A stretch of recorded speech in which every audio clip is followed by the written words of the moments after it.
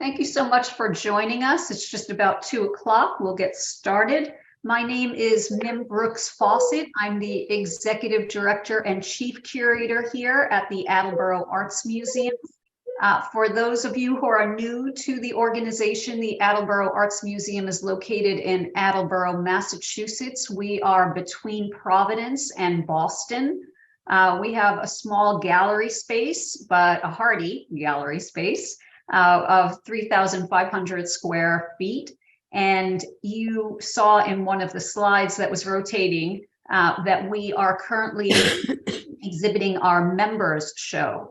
Our member show has 411 works in it from 201 of our member artists. So it's a robust exhibition, and we're very proud of our artists and delighted to be sharing their work once a year. Just some housekeeping. I will ask for everyone to put themselves on mute just so that everyone else can hear well. And I will ask, if possible, if you are comfortable with this, to share your video so that I know as a presenter, it's always helpful for me to be able to see faces rather than just a name. That always helps. If not, I understand, that's fine. But if you can share your video, that would be helpful. I am going to go on mute in a minute or two, but I wanted to apologize in advance for any noise that you hear in the background while I am on. We have classes running here at the museum, and today we have a ceramics class that I share a wall with right behind me, and you might hear the wheels going, which is a very good thing. When I first started my job here, I was in a conference with other executive directors, and we all agreed that noise in a museum is a really good thing. So I always live by that motto. So that is our housekeeping. The final point, though, is if anyone has any questions for our presenter, I would ask that you pop them into the chat, and we can work with those later on. Let's see. And I wanted to just go through the deck of slides that you are seeing here quickly. I'd like to get to the presenter as soon as possible. So what we do with the Art Lovers Book Club, what distinguishes us is that we are a book club that's been in existence for over 12 years at this point. And we focus on artists, art movements, particular notables within the art world. And we have speakers that come in that are subject matter experts that relate in some form or fashion to the focus of the text that we're covering. And sometimes we have some videos, sometimes we're meeting in person, sometimes we're meeting virtually, particularly when we're dealing with pandemics. And we have endured through the past 12 years. And I have to say that I feel like I am a richer person because of all of the books that we've read and the conversations that we've had. The book club, because of some scheduling demands here at the museum, is converting to a twice-a-year program. It will likely begin, well, it will likely be held, the programs will likely be held in the fall and in the winter. So our next meeting will be in the fall. And stay tuned for upcoming books and schedules and formats. By doing the meeting in the fall and in the winter coming up, we are likely to be able to hold those meetings in person, which would be very nice to do after a long pause that we've gone through. And that way our attendees are able to experience the exhibitions that we have on view. Okay. So I am going to introduce our speaker. All right. I'm delighted to introduce our speaker, Veteran Van Slyke, Professor Emerita of French University of Vermont, which is a lovely campus that I have been to as one of my children attended UVM. So I have a soft spot.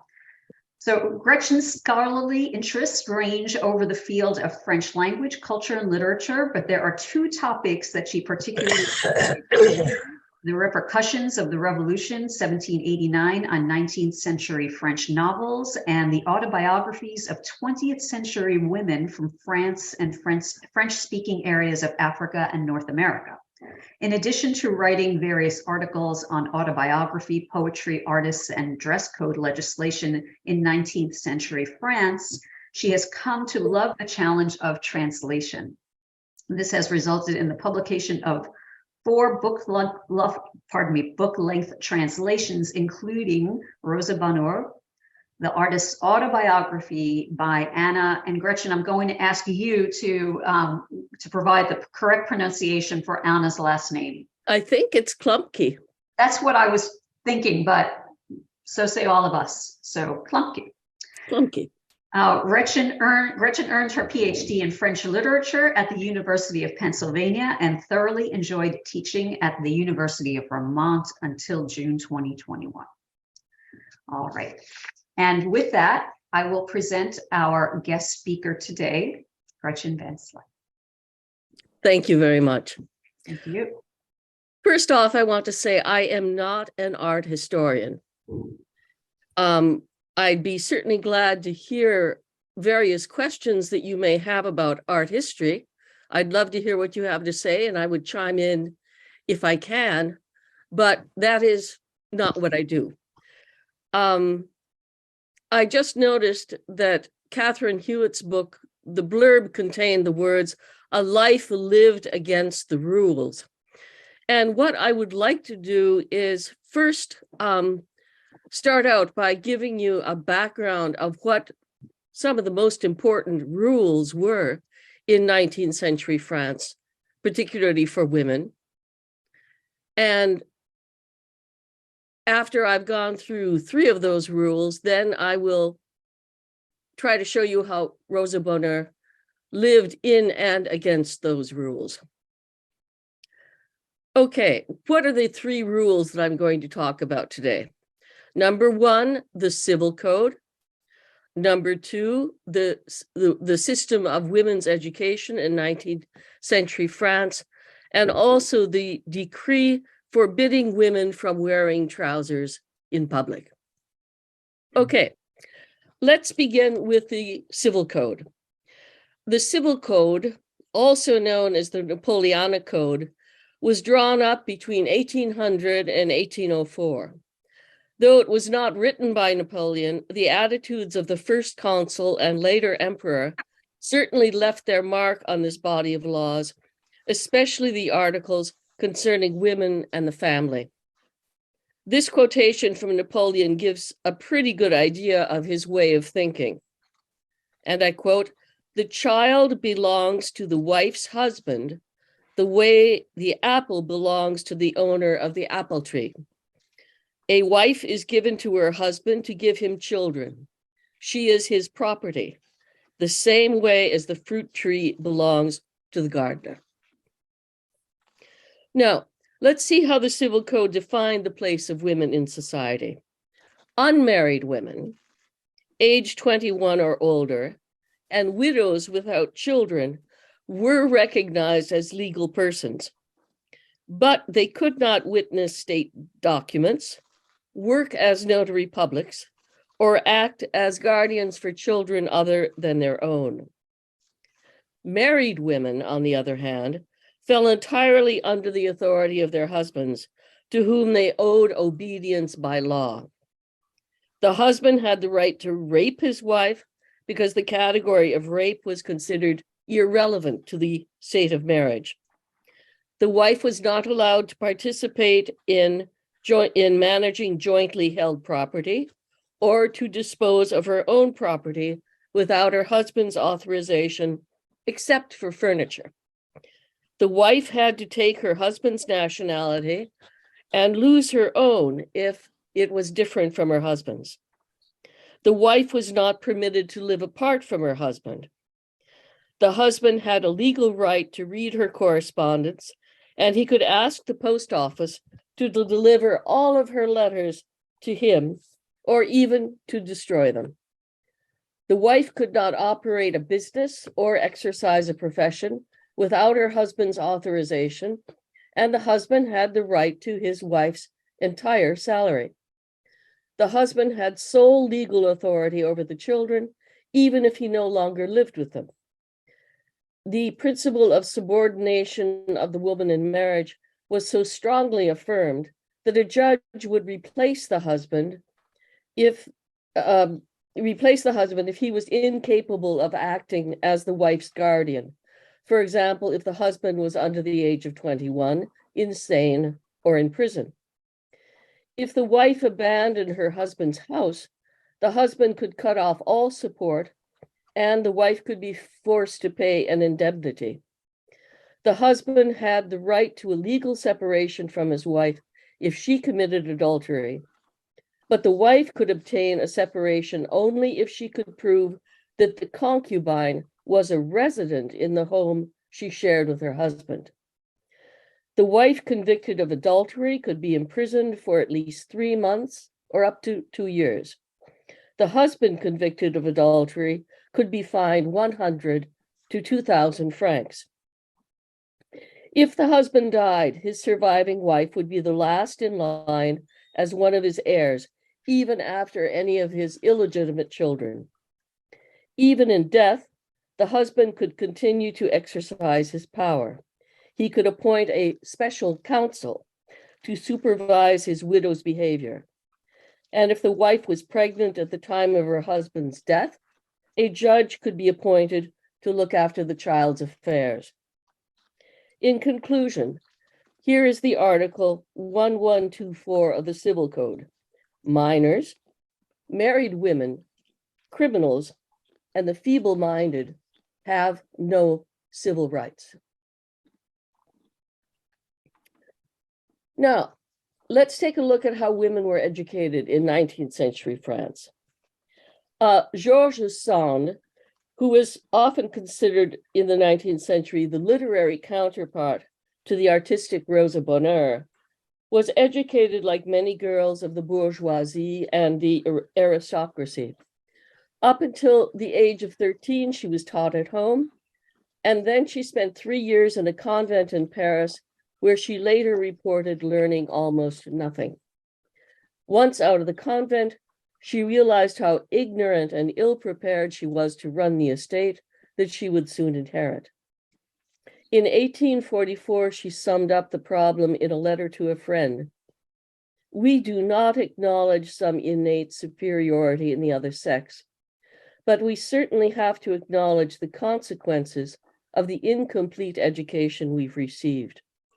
Nothing replaces in the life of women that fundamental education, that Minerva armed to the teeth that Diderot says springs out of the young high school graduate's brain to combat his first impressions, his first errors. At her return from the convent, Georges Sand turned into a determined autodidact and remained so for the rest of her life. Happily, she had a better educational foundation than most girls at the time, for at home she had studied under her highly cultivated grandmother and also the man who had been responsible for her father's schooling. There were, of course, other exceptions among 19th century women, but the general rule for their education was far from impressive. Rosa Bonheur was much less fortunate than Georges Sand, as she grew up in poverty. Her formal education was spotty at best. She learned the alphabet with her mother, but she was a recalcitrant learner, always fixed on drawing the various animals she saw around her: chickens, sheep, rabbits, oxen. She only managed to learn her letters when her mother had her draw, beside a letter, an animal whose name began with that letter. Her mother seems to have been the only teacher for Rosa and her siblings until she was 7 or 8, and the children began school with an old priest. It is not clear how long that lasted, since the family was wretchedly poor and moved around a lot, and Rosa's account of her childhood does not even mention school again for several years. After Rosa's mother died when she was 11, She briefly went to a school run by nuns, saying nothing more about it than that. Although she very early on showed a great talent for drawing and hoped to become an artist like her father, he thought it was too risky for a girl of no means to aim for an artistic career, so he apprenticed her at the age of 12 or 13 to a seamstress, which she thoroughly hated. And then for a while, Rosa worked with engravers. If she had any schooling during these years of apprenticeship and work, it probably only consisted of lessons given to her by her father in the evening. She briefly returned to school again in a private establishment where her father gave art lessons and had worked out an arrangement to cover her fees. There she was a real devil, and in her own words, and also at the bottom of the class, because she only concentrated on drawing animals and caricatures of her teachers. She was finally expelled from the school, and that was the end of her formal schooling. Before 1850, France had no public primary school for girls, even though there was a public primary school for boys starting in 1833. Until 1867, girls were mainly educated in Catholic institutions by nuns who had not benefited from much education themselves. Only in 1880 was there organized a system of state-run high schools for girls with a totally different curriculum from that of the boys. Also, the girls' diploma was a terminal and non-professional degree. Here it is worth noting that when Napoleon set up the nation's lycées for educating young men and reorganized the university, he did so on the express condition that young women be prohibited from entering either institution. At the end of their lycée studies, young men sat for the baccalaureate exam. Without the baccalaureate, there was no way to enter the university, or most of the careers open to middle-class men. In 1861, and only with the support of the Empress, was the first woman allowed to take the baccalaureate exam. And that same woman, Victoire Julie d'Aubier, was also the first woman to earn a licence or bachelor's degree from the Sorbonne in 1872. Although then the exam for the licence was open to women, female candidates were not allowed to attend courses at the Sorbonne.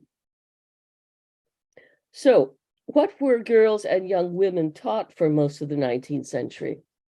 French grammar, spelling, and literature, but carefully expurgated literature, since preserving the girls' virtue and religious faith was the first priority. Perhaps a little Latin, but not to read pagan Latin authors, but to make church Latin more comprehensible to them. Certainly no Greek, which was reserved for boys in the lycée. Some elementary math and botany, but no hard sciences, and above all else, home economics, needlework, piano, voice, drawing, painting, and dance. Girls were educated so that they could attract a good husband and be a submissive wife and mother. In 1880, France decided there should be a high school for girls. The male legislators who voted for this were not aiming to change the status quo. For them, women were to remain wives and mothers at home with their children, while men would continue as the head of the household and the family's sole breadwinner. It went without saying that girls did not need, and in fact should not have, the education dispensed to boys. Young men needed rigorous training for their future careers. Educating young women the same way would, it was feared, create a race of intolerably pedantic women, or even make French girls like some of their highly educated Russian counterparts, who were considered to be nothing but immoral atheists and nihilists. Young ladies were to remain fresh, innocent, dreamy, obedient, and passive. The medical establishment also warned that making women think too much would wreak havoc on their menstrual cycles and dry up their ovaries, making them unfit to bear children. One of the great school reformers of the 1880s was a psychologist named Henri Marion. For him and many others at the time, the lack of differentiation between men's and women's roles either denoted a primitive stage of social organization or the threat of decadence. Here are two interesting quotations from Marion. The more advanced a society's civilization, the more pronounced the division of labor between men and women. And another, if it should happen that at the summit of civilization, the differences between the sexes disappear again, that women share the same occupations and sports as men, and that men have all the women's softness, we view that situation not as a step forward, but as a setback, the beginning of disintegration. And what about art schools for girls and women? A bit of art was taught in private and public schools for girls, but certainly not in any professional objective. And because there were no serious art schools for girls when Rosa Bonheur was growing up, she was taught by her father at home. And this is how someone who knows much more about women's art education in 19th century France, namely Nicole Myers, describes what women could do if they wanted to become artists. Unlike their male counterparts, women seeking professional careers in the fine arts were restricted in their opportunities to receive an artistic education. Excluded from receiving free training at the state-sponsored École des Beaux-Arts until 1897, women turned for instruction to the studios of established artists or to private academies, which provided them with a reduced curriculum, often at great expense. These private art institutions based their courses on the French academic system, which placed the mastery of human anatomy through the study of the live nude model at the core of its program. While life drawing classes were an essential part of academic study, they were denied to women in both private and public institutions through much of the century, as they were deemed inappropriate and even dangerous to the mores of proper young ladies. Without access to nude models, female artists could not receive the training necessary for the production of important works of art.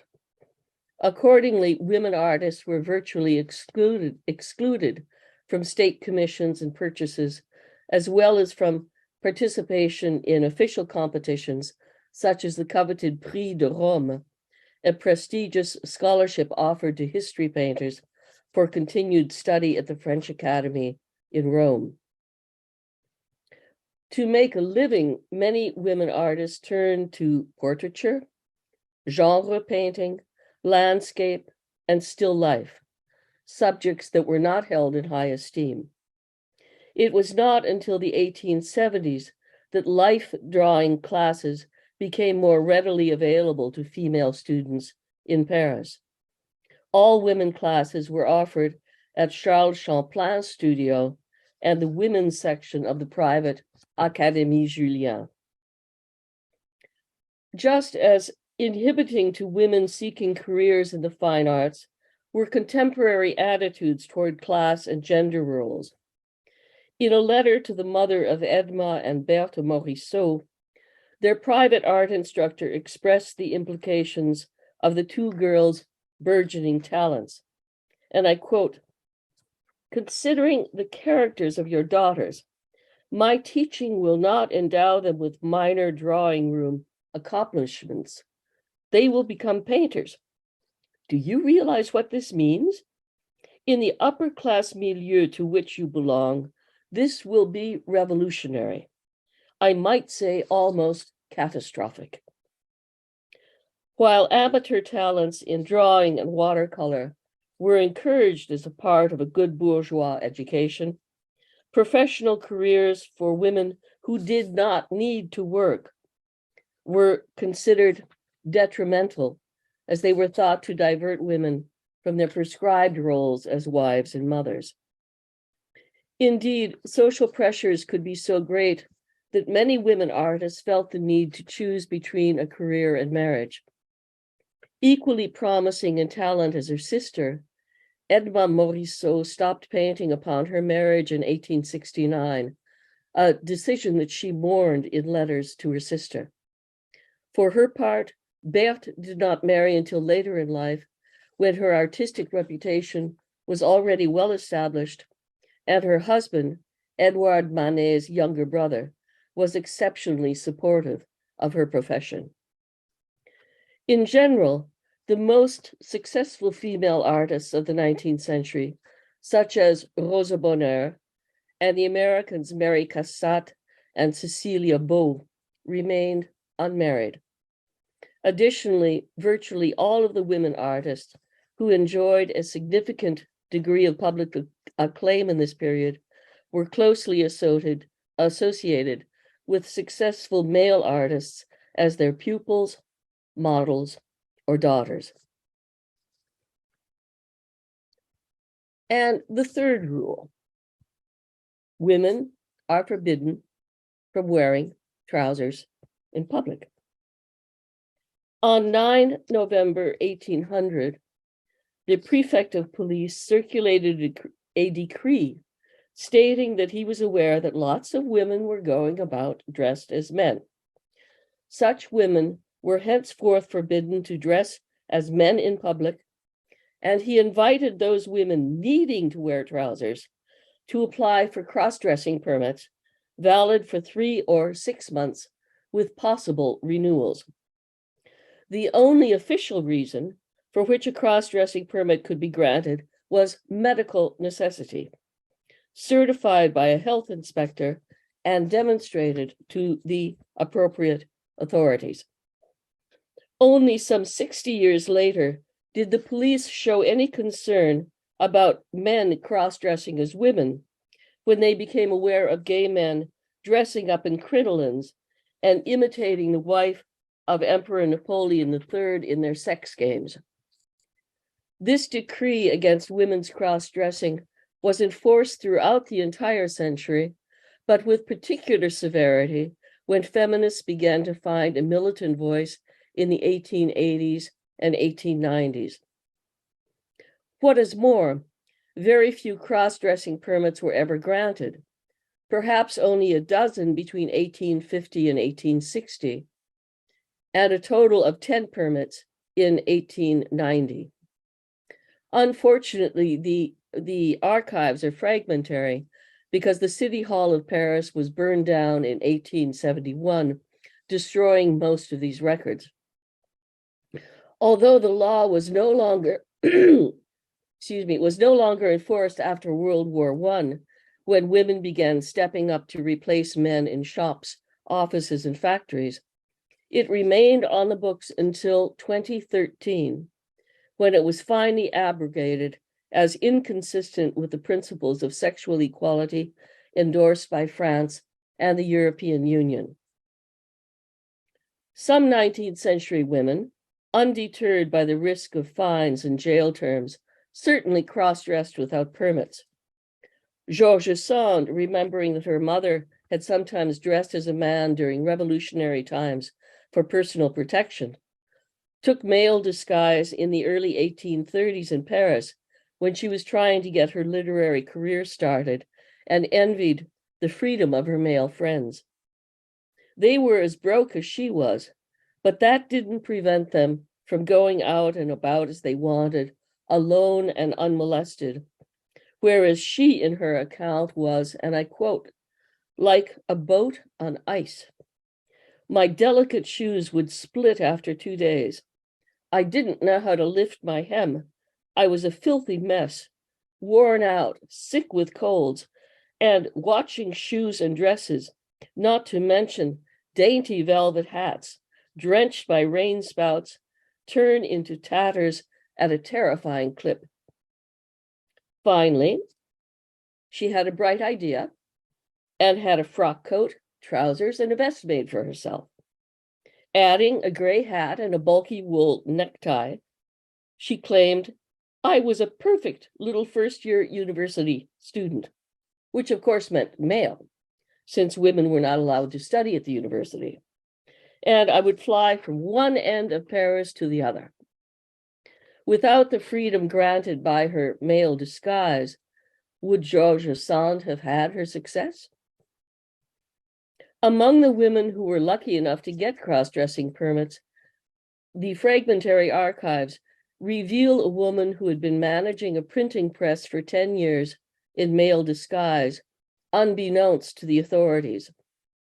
And here it's important to know that men's salaries were generally double the salaries of women, and workshops were segregated by sex.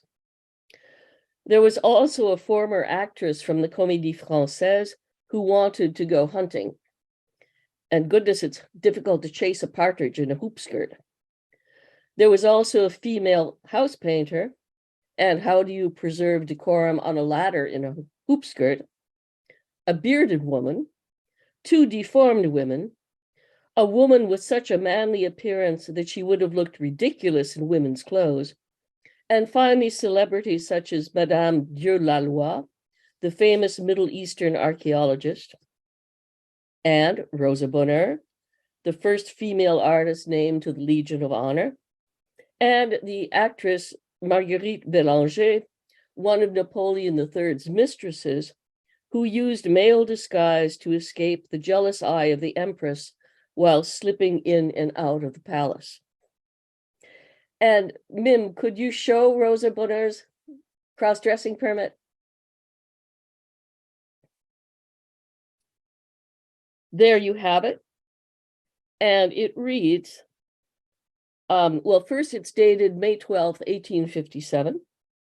We, the chief of police, given the regulation of 16 Brumaire, year 9, that's the revolutionary calendar, in other words, 7 November 1800, given the certificate from Mr. Cousaline, a doctor of medicine with a diploma from the University of Paris, also given the affidavit from the police commissioner of the Luxembourg precinct, authorized Miss Rosa Bonheur, living in Paris, 32 Rue d'Assas, to dress as a man for reasons of health, although she may not appear in such attire at shows, dances, and other public meeting places.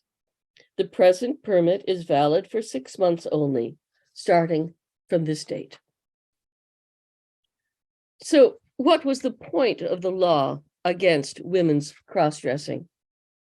Joining in the spirit that was beginning to dictate the civil code, the decree of 7 November 1800 meant to seal women into the new legal status being defined for them, so that women would be clearly subordinate to men and rigorously differentiated from them. For sure, neither the law against women's cross-dressing nor the civil code invented patriarchy, but they both wanted to close up loopholes that had existed before these laws were established. The law against women's cross-dressing did not care one whit about individual sexual deviancy. It was meant to keep the entire group of women in the ever-narrowing place that the law was designing for them. So these are the rules. And now, how did Rosa Bonheur live in and against these rules? There are major players in Rosa Bonheur's personal life, and I want to sketch these players out for those who may need some refreshment. First of all, of course, Rosa Bonheur. She was born in 1822 to Raymond Bonheur and his wife, Sophie. Raymond Bonheur came from a family of cooks and became an artist and art teacher in Bordeaux. His wife, Sophie, was of uncertain ancestry, probably the illegitimate product of an affair among French aristocrats who had left France during the Revolution. She was brought up as a young lady in Bordeaux by an aristocrat who may have been her father, and she was meant to remain in the class in which she had been reared. But then she fell in love with Raymond Bonheur, who had been hired to give her private art lessons, and she married him over the objections of her guardian. Raymond did not know much success as an artist, and the family of 4 children lived in poverty. Raymond was also a dreamer drawn to utopian socialism, specifically the Saint-Simonian movement. And despite having a wife and 4 children, he left the family for a year or so in order to live like a monk among his Saint-Simonian brothers at a retreat in Paris. During this time, his wife had to give music lessons and sew garters in order to earn enough money to feed her children.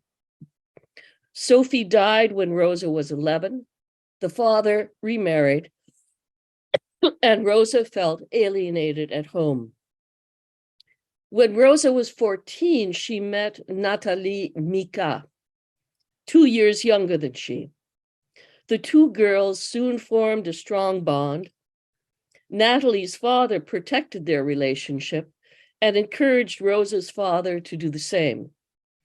After Nathalie's father died, Rosa asked Madame Mika, Nathalie's mother, if she could move in with them, and that is how the divine marriage of 2 souls began between Rosa Bonheur and Nathalie Mika. The 2 women, along with Nathalie's mother, lived and worked together until they were parted by death. When Rosa was 67, she met Anna Klumke, an American artist 34 years younger than she. 11 years later, Anna began working on a portrait of Rosa Bonheur and took up residence at Rosa's estate.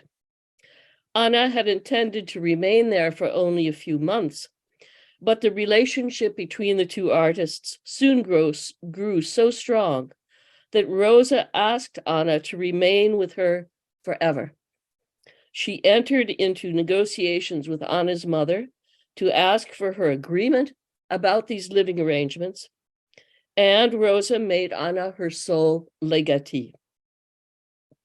Rosa died a year later, and Anna and her mother continued to live at Rosa's estate, now entirely Anna's.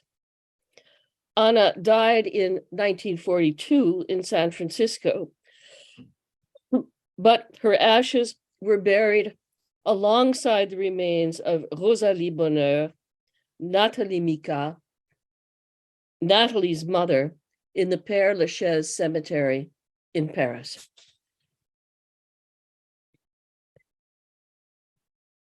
How did Rosa Bonheur view the traditional family, the patriarchal family?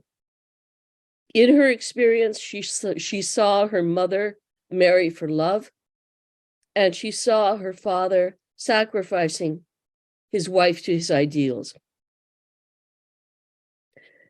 It also became clear to Rosa that if her father taught her art, he did so only reluctantly, and then he meant to harness Rosa to the aggrandizement of his own fame and fortune. Raymond did not want Rosa to have her own studio. He said it was too expensive, even though Rosa was providing a good part, if not the major part, of the family's livelihood. She got her own studio because of the intervention of Nathalie's father and mother. Raymond also wanted to keep Rosa at home to teach and supervise his sons, to contribute to his own career. It was Natalie Mika's father who told Rosa Bonheur's father that Rosa should be allowed to work for herself and that there was a sacred bond between the two girls and that they were meant to spend their lives together. After Rosa Bonheur's father died, Rosa asked to go live with the Mika mother and daughter. The Bonheur family was jealous, and Rosa Bonheur's stepmother complained about her desertion of her father's household, even though Rosa continued to support the family financially.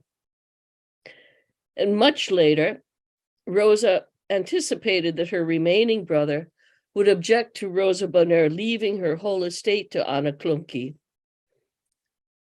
The brother and his family had contributed nothing to Rosa Bonheur's estate, but they wanted a good part of it. They sued for it, and they lost their case. Here are a number of quotations from Rosa Bonheur talking about her childhood. My father only knew how to make his wife sad. How is this? He was idealistic, eager to save humanity, even when that meant sacrificing his wife and his 4 children. He became a Saint-Simonian monk, meaning that he lived as a celibate man with other men in community. Women were initially to be part of that plan, but it didn't ever work out because of the organization's financial problems. Raymond also regretted not being able to devote himself entirely to the organization because of his wife and children, and he said as much to his wife in front of Rosa Bonheur, who never forgot her mother's pain, tears, and convulsive hugs after hearing these words. And she said, I was too little to understand what these words meant, but they stayed indelibly engraved in my mind and played a big role in turning me away from marriage.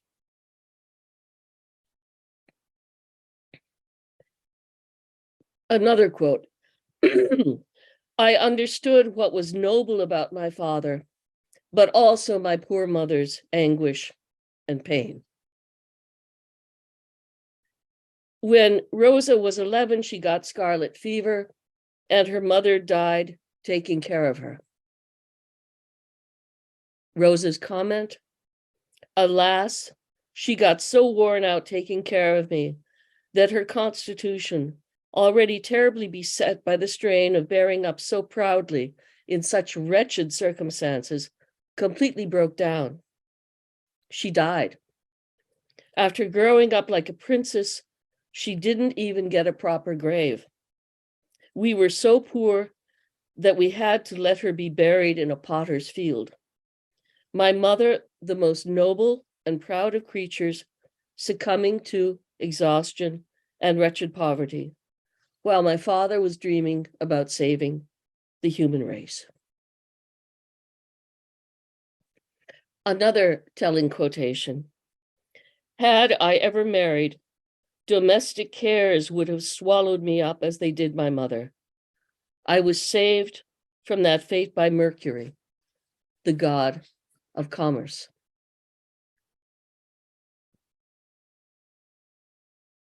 Another quotation, our timid beauties of old Europe are too easily led to the altar, like ewes going to sacrifice in pagan temples.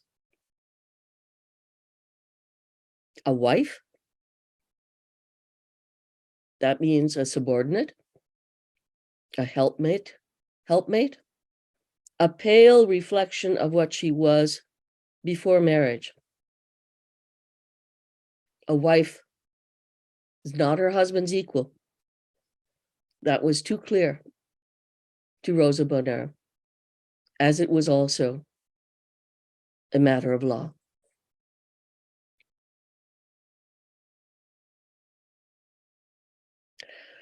Rosa Bonheur said that her stepmother was always matchmaking for her. And it wasn't that she was cold and indifferent, but, she said, I wanted to keep my own name. Luckily, I managed to make it a bit famous, probably thanks to my mother's protection. Why can't art, like religion, have its vestals, its vestal virgins?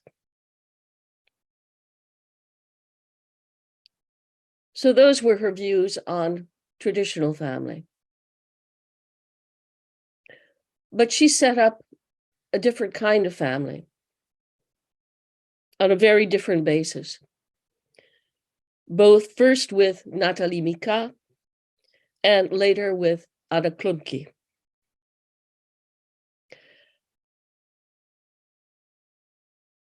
A different sense of matrimony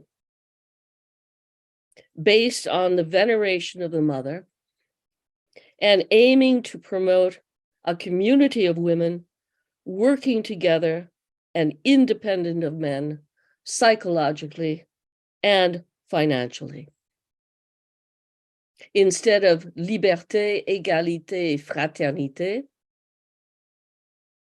liberty, equality, and sorority. And all in a house that she called the domain of perfect affection. Now, how did they work things out? Nathalie Mika took care of Rosa's financial affairs and the pricing of her paintings. She also painted copies of some of Rosa Bonheur's paintings, such as the Horse Fair. And Nathalie Mika's mother would live only at B if she could pay rent, and Nathalie Mika had the same arrangement. Love, affection, cooperation, and financial independence.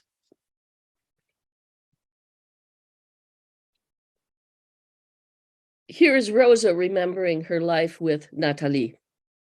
What would my life have been without her love and devotion? Yet people tried to give our love a bad name. They were flabbergasted that we pooled our money and left all our earthly goods to each other. Had I been a man, I would have married her, and nobody could have dreamed up all those silly stories. I would have had a family with my children as heirs, and nobody would have had any right to complain.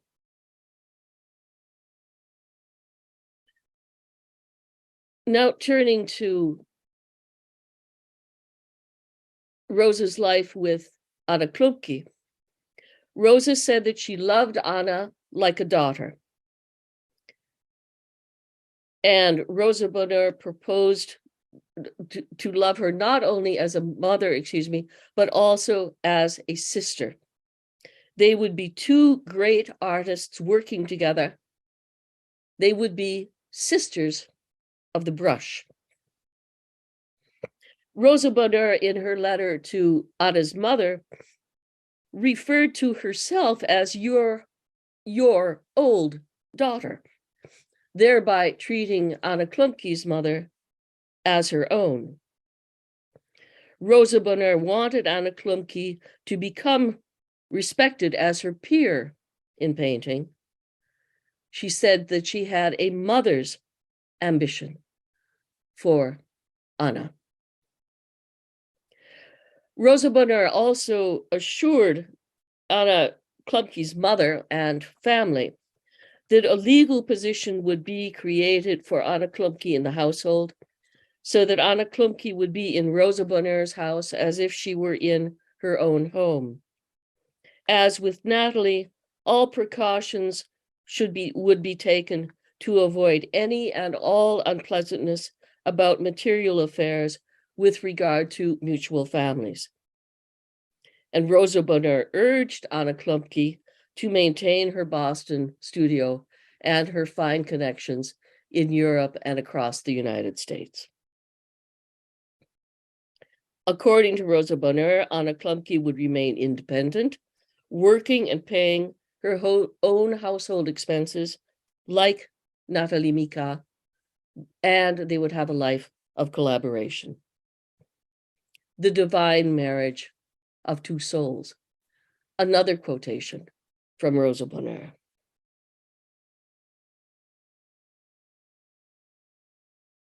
And yet another. Friendship, a divine affection nobler than transitory love, province of the gods. This divine affection never grows old. It lasts beyond our earthly existence. There is nothing greater or purer. The love of one soul for another is true kinship. It even surpasses our God-given families, for instead of receiving it from the Creator's hand, we choose it for ourselves. Anna Klumke's family initially objected to Rosa Bonheur's proposal, but there was no objection on the basis of lesbian sex. That had nothing to do with it. Anna's mother was concerned about Anna Klumke's social status. It would be déclassé to become a lady's companion, and particularly so given that all of Anna's sisters were most distinguished women. One of them had a PhD from the Sorbonne in astronomy, and she was the first female director of the Paris Observatory's Bureau of Measurements, and a Chevalier de la Légion d'honneur. Another sister was the first female intern in Paris, and then a famous neurologist. Two other sisters were famous musicians. Anna's mother also worried that Anna would hurt her career by giving up her Boston studio and her American connections. She worried that people would say that Anna was being kept by Rosa Bonheur, that she was no longer independent. But finally, she agreed and said, if she insists on keeping you, may God help you ensure her a happy old age.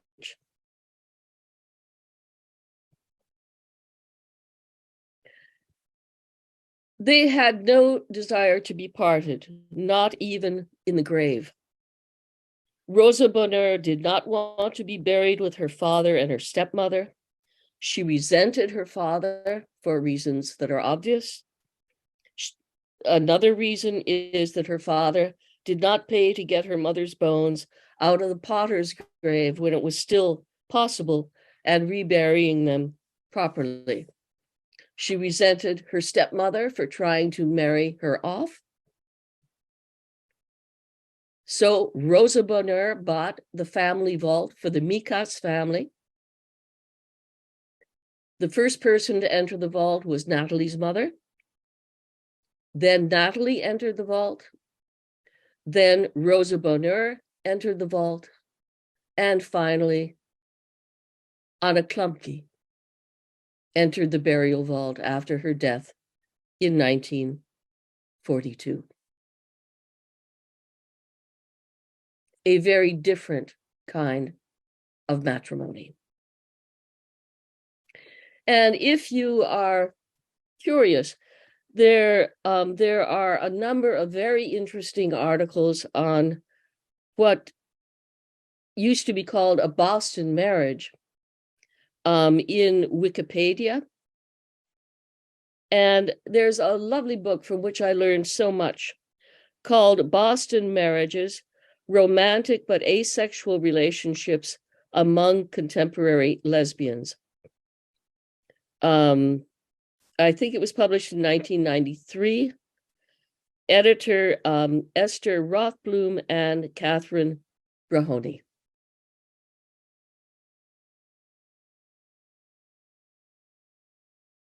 That is the end of my presentation. The rules and how to subvert the rules. Gretchen, I thank you. So interesting. I always appreciate a deep dive, and I'm going to start us out with some questions, and I'm going to open the chat as well. I don't see any in there, but I will get us underway.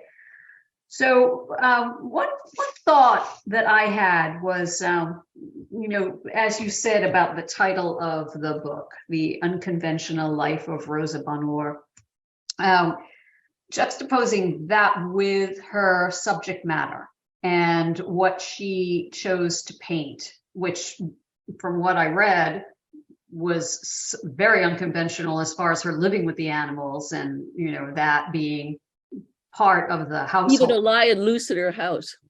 Right.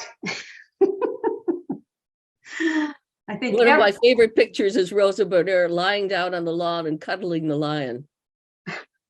Unbelievable. And the lion allowing it to happen? Yes. Without. The lion looks very happy. Consuming Rosa. I know, just unbelievable.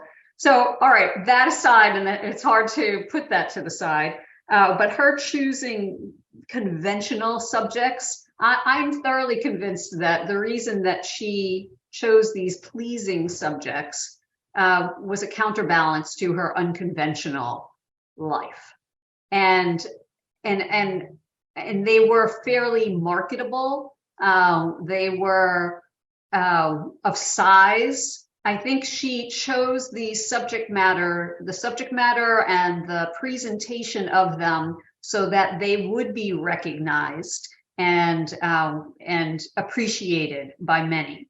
And I'm wondering what you think about that, and others on the call as well, as far as her being savvy enough to offset the lifestyle with the painterly subject matter. Well, yes, I think that, look, she was savvy. She was good at promoting herself in the press. She was really very, very clever. But not all of her subject matter is really so pleasing. And I'm thinking, for example, so women couldn't have live drawing classes with nude models. So how did Rosa Bonheur learn anatomy? She went to slaughterhouses. And that was also a good reason for her cross-dressing permit, because it's very hard to work for hours and hours in a slaughterhouse if you're in skirts and among very rough men.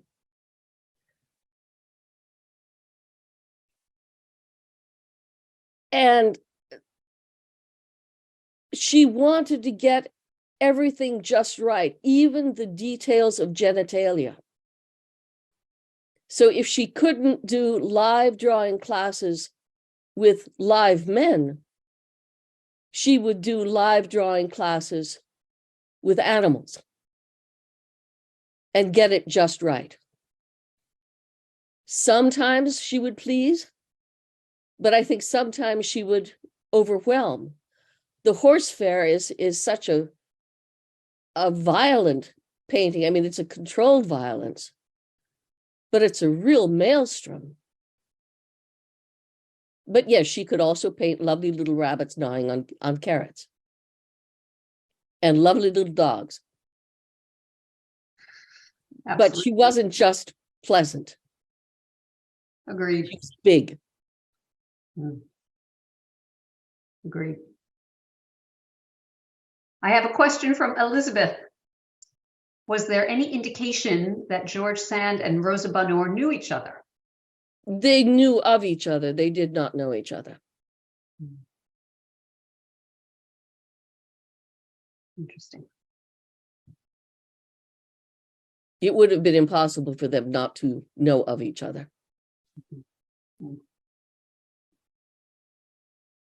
I have another question that was in my notes when I was listening to your presentation.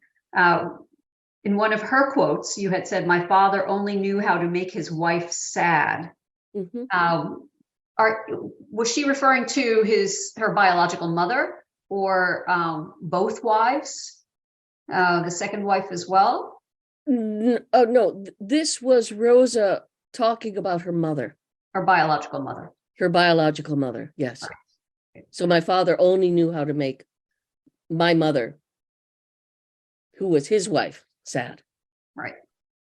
Right. In the early years, I think that would not have been the case. When before Raymond moved his family up to Paris, Sophie remained very much under the protection of her guardian in Bordeaux. And life was not desperate. Things became desperate after the guardian died and Raymond moved the family to Paris. Then they were cut loose. Mm.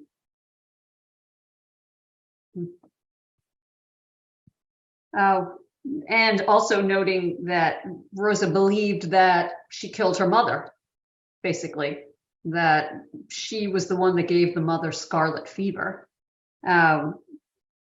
Is that I don't think the mother died of scarlet fever, but the mother died of exhaustion taking care of her. I see. But that still has to, I think that would produce a fair amount of guilt. Well, for sure. Absolutely. Yeah. Right. Francesca is asking, why did the father remarry if he wanted to be a monk? The Saint-Simonian movement lasted only for 3 or 4 years. And I think the retreat of the men in their Saint-Simonian monastery lasted probably only a year. And then the community fell apart. There were lawsuits and the community completely fell apart.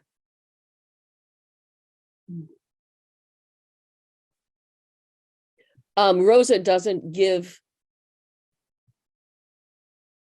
really motivate the father's desire to remarry.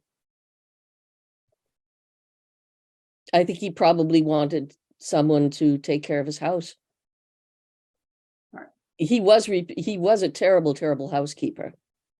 And when he needed money, he would tell the children just to dig around in the corners and maybe they would find a few coins. And the second wife was far younger, right? Wasn't she? Yeah, I don't even know. Okay.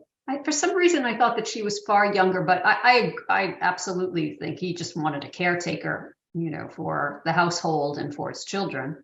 I don't think there were any children born of the second marriage. Right.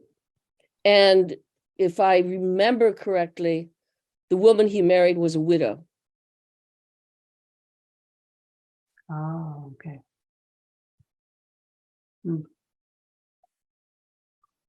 Kathy is asking, yes, she's interested in a bibliography that would approach her lesbianism. Do you have, I know you sent me one link that I will forward on to all of our participants, but do you have any information about texts that would head down that path? Kath, it is not at all certain that Rosa was a lesbian as we understand it today, meaning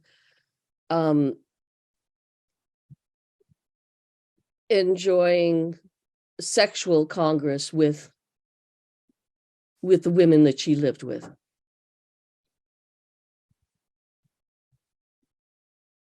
It's quite a heated debate. I think so many people in the 21st century want to project contemporary attitudes back into the past, and I'm not certain that's a good fit.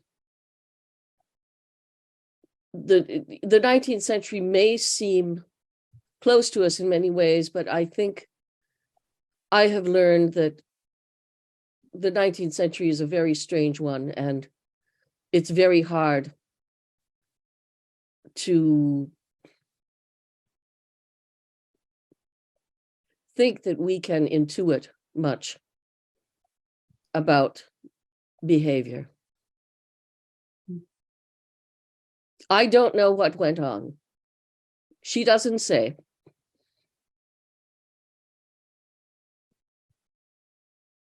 But the Boston marriage book that I recommended discusses this matter quite thoroughly.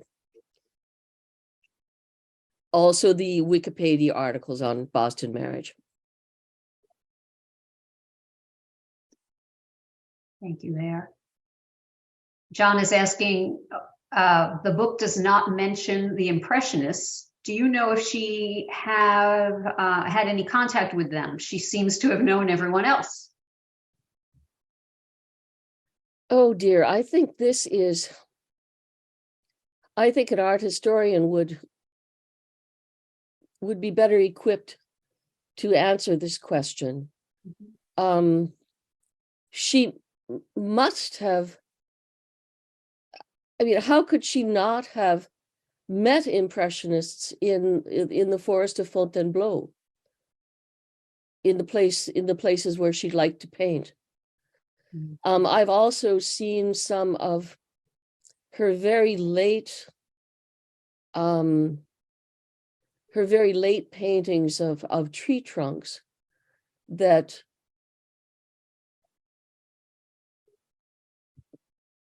could be moving toward a more impressionistic technique, only moving toward.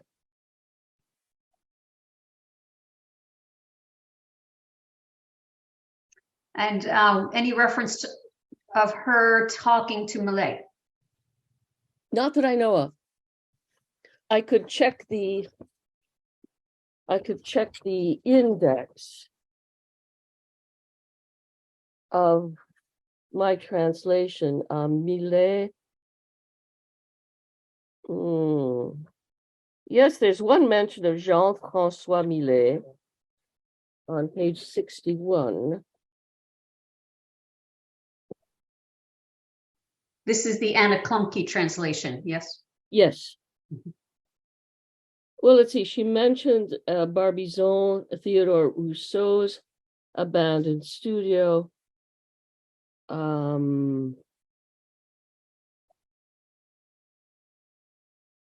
She was familiar with Rousseau's studio, familiar with Millet's studio.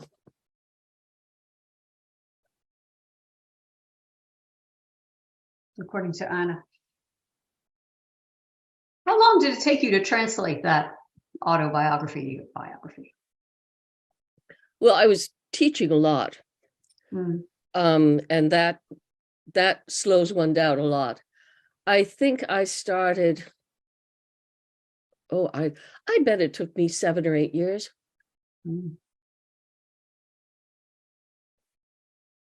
Was it any more complicated than the other works? I think it's fascinating that you could do, a translation, and I don't know how that works. I don't know if you then give it to someone else who does translations to verify what you are saying or how you're coming across with your translation. No, I just draft and draft and draft and draft and draft and draft. And after every draft, I say, damn it, I thought it was English this time. It's still French. When I was translating the novels of Georges Sand, I had a wonderful French friend who would read everything over to, I just wanted to see if she would agree. Her English is very, very good. And so it was interesting to have her point of view. Absolutely. Right. I would think that validation is critical. There's nuance. And so but a translator's work is never done. And every time I look at something that I've translated, I see things I want to redo. Yeah. Understood. It's an impossible activity, but it's great fun. Yeah. Love that challenge for you. Do you have any General explanation for the strict rules against women in the 19th century, following the prominence of women in salons in pre-revolutionary France and considerable financial independence.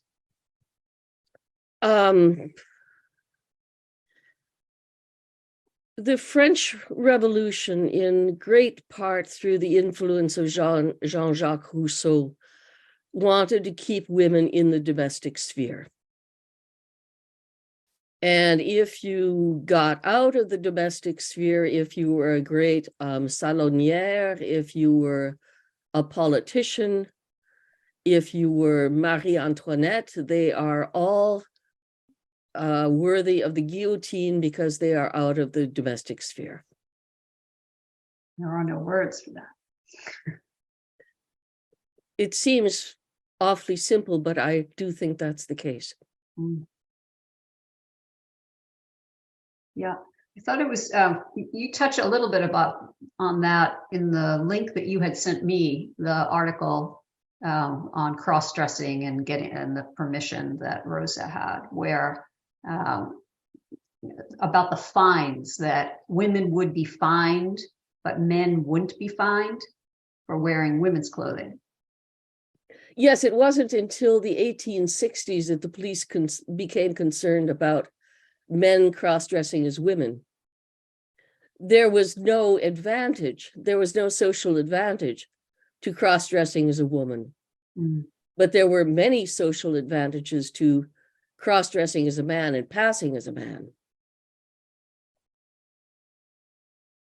Professionally, especially professionally.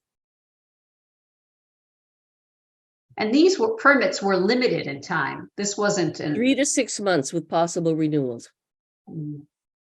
Did Rosa renew? I don't know the answer to that. I have seen Rosa's permission, of course. I've also seen another one for Nathalie Mika. They both got cross-dressing permits when they took a trip down, I think by horseback, into southern France. And they didn't want to be riding side saddle. So they both got cross-dressing permits. Incredible.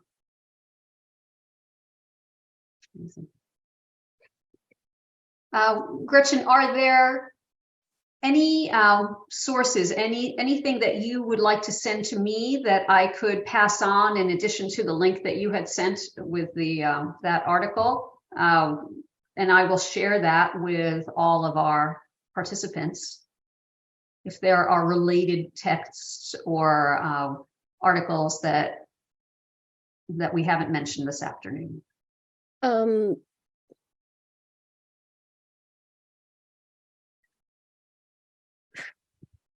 Something that I would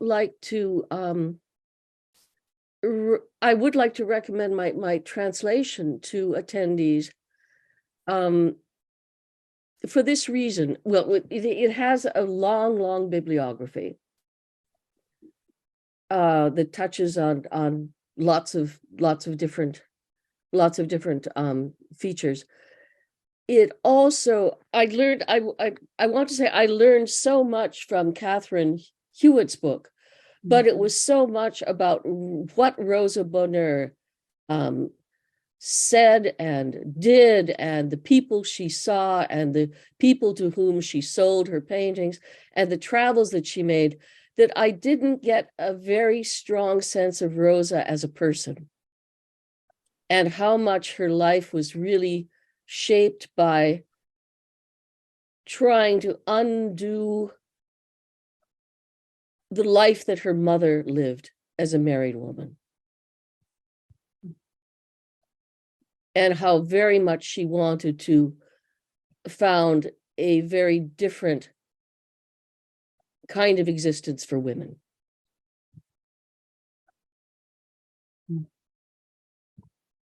And so blending that with the translation might be a nice combination. I think so. Yeah, sounds like that. A question from John on page 290 of the book. Rosa disbelieved the accounts of Prince Ernest's unfaithful behavior in his marriage to Princess Alexandrine. Any thoughts on why? Handle, John. She had such an idealistic notion of that couple, idealistic and unfounded from what I have been able to determine. But nothing would dissuade her from believing that this was the perfect couple.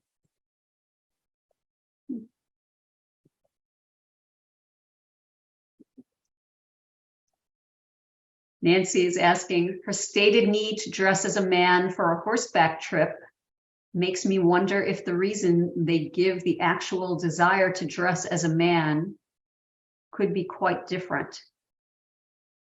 Often with seeking permits, we learn what will get approved and what won't. Yeah.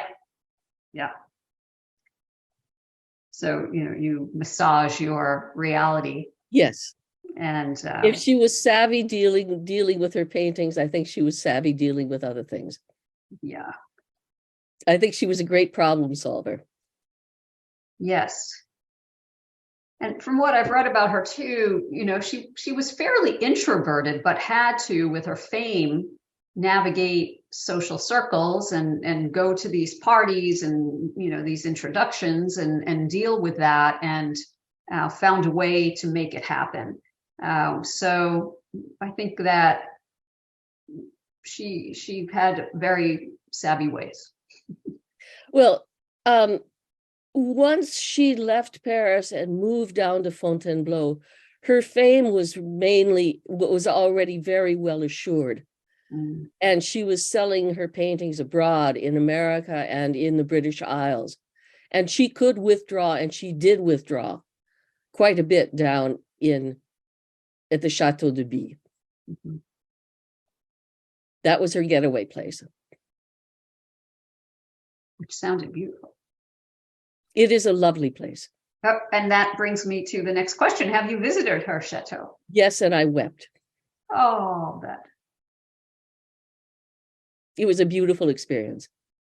And so can you tell us how do you get inside? Do you get into her studio? What do you see when you're there? It has recently been bought and turned back into a museum for when I visited it, and that must have been in the the late 90s.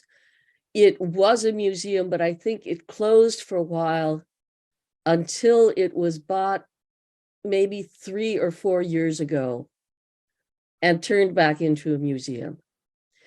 I think if you go on the web and search for Chateau de Bie and Rosa Bonheur, I think you can find lots of information about it now.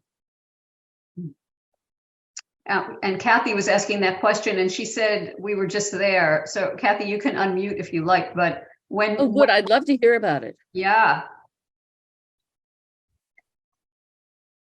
It's absolutely stunning. It really is. Here, let me turn my camera a second. Do they still have her paintings up? Yes. Yes, they still have her paintings, and the studio is as they remembered, or the photographs had been back probably when you had seen it. They've been very, very careful about preserving everything they could, and we were fortunate enough to stay there overnight.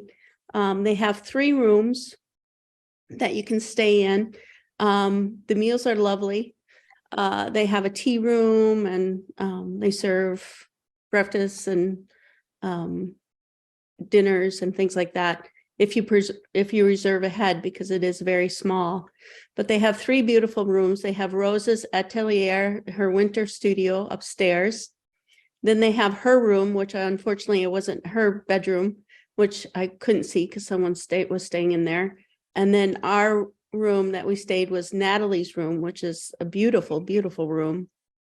And her studio was all set up, and they still have a lot of her taxidermy animals and sculptures I would encourage anyone to go. It's a short train ride from Paris, and it's just super, super lovely.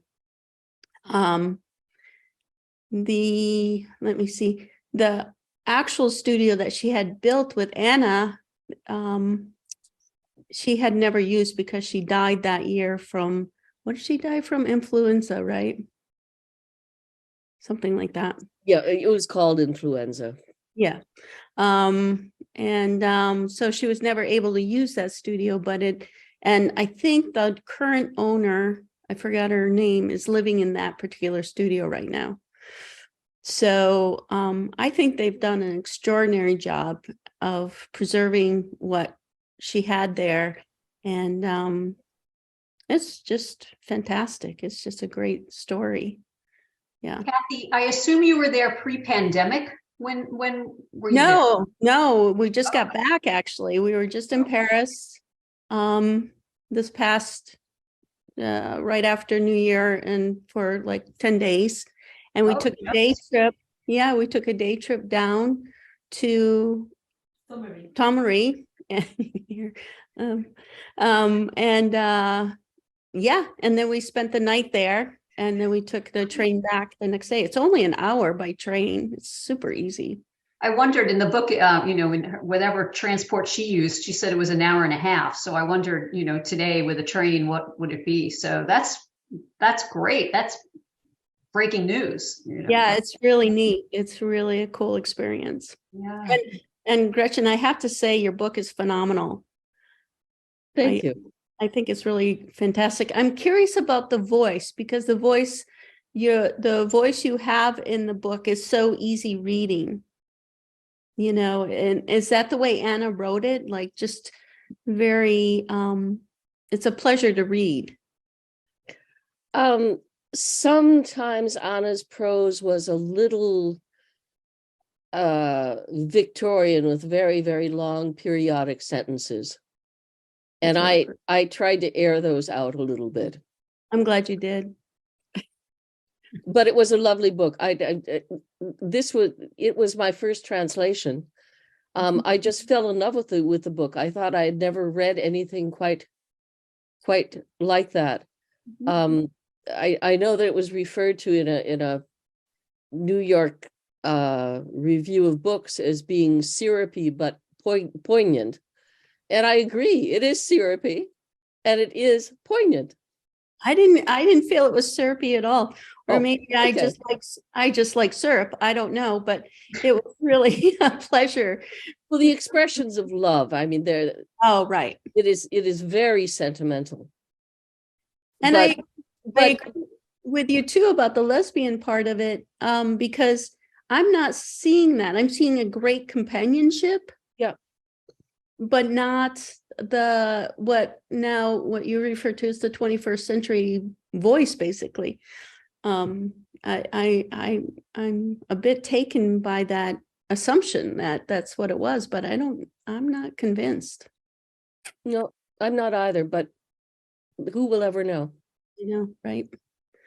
They did refer to, I didn't hear this. I forgot to ask when I was at the chateau, but I did hear about a secret passage from her room to Natalie's room, and I can see where that could happen. So is that a true thing? I do not know. Mm-hmm. I do not know, but I think in the book that I translated, there is a reference to a passage like that.